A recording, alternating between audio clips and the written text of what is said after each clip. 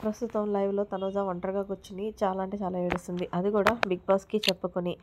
Big boss నేను ఏ తప్పు చేశానో నాకు అర్థం కావట్లేదు కానీ, మొదటి నుంచి ఇప్పటి వరకు కూడా నా కాళ్ళ మీద నేను కష్టపడి గేమ్ ఆడాను. ఎవరి సపోర్ట్ లేకుండానే గేమ్స్ ఆడాను. ఓన్లీ సపోర్ట్ చేసే టాస్కుల్లో మాత్రమే నాకు సపోర్ట్ అనేది చేశారు తప్ప, వాళ్ళేమి వాళ్ళ టాస్కుల్లో నుంచి నాకేమీ సపోర్ట్ చేసిందే లేదు కదా! సరే ఈ విషయం పక్కన పెడితే దివ్య ఈరోజు నన్ను కెప్టెన్సీ రేస్ నుంచి తొలగించడం అనేది నాకు చాలా బాధ అనిపించింది.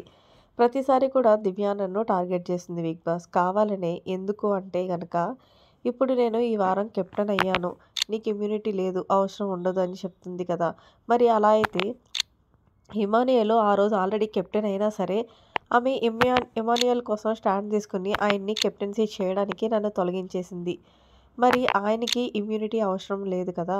ఏదేమైనా సరే దివ్య నా పట్ల చాలా హార్ష్‌గా ప్రవర్తిస్తుంది బిగ్ బాస్. నేను ఎంత కష్టపడి ఆడుతున్నా అమ్మాయికి ఇంకా అమ్మాయి ఎంకరేజ్ చేయాల్సింది పోయి, నువ్వు టాస్క్‌లు ఆడవు, నువ్వు అందరి మీద డిపెండ్ అయ్యి బతుకుతున్నావు, నువ్వు అందరితో సపోర్ట్‌తో గేమ్స్‌లో విన్ అయ్యావు అంటే అది ఎంతవరకు తీసుకోవాలి బిగ్ బాస్ అంటూ తనూజ అయితే గనక కన్నీళ్లు పెట్టుకుంటుంది లైవ్‌లో. నిజంగా లైవ్‌లో తనూజని చూస్తే ఎవరికన్నా ఆటోమేటిక్‌గా కన్నీళ్ళు వచ్చేస్తాయని చెప్పుకోవాలి.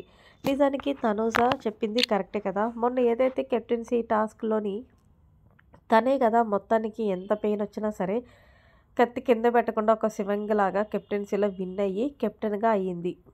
మరి ఎవరు సపోర్ట్ తీసుకొని తనూజ కెప్టెన్ అయ్యిందనేది, దివ్య అలా మాట్లాడడం అనేది ఎంతవరకు కరెక్ట్? ఏమైనా సరే దివ్య చాలా గొప్పగా ఫీల్ అవుతుంది తనూజని టార్గెట్ చేయడం. కానీ మొత్తానికి రేపు ఎలిమినేట్ అయిన తర్వాత తెలుస్తుంది, తనూజతో పెట్టుకుంటే దోల తీరిపోవాల్సిందే అని. మరి మీరేమంటారనేది కామెంట్ సెక్షన్‌లో తెలియచేయండి. మరిన్ని లేటెస్ట్ అప్డేట్స్ కోసం మన ఛానల్ సబ్స్క్రైబ్ చేసుకోండి. Thanks for watching. By by. Have a nice day.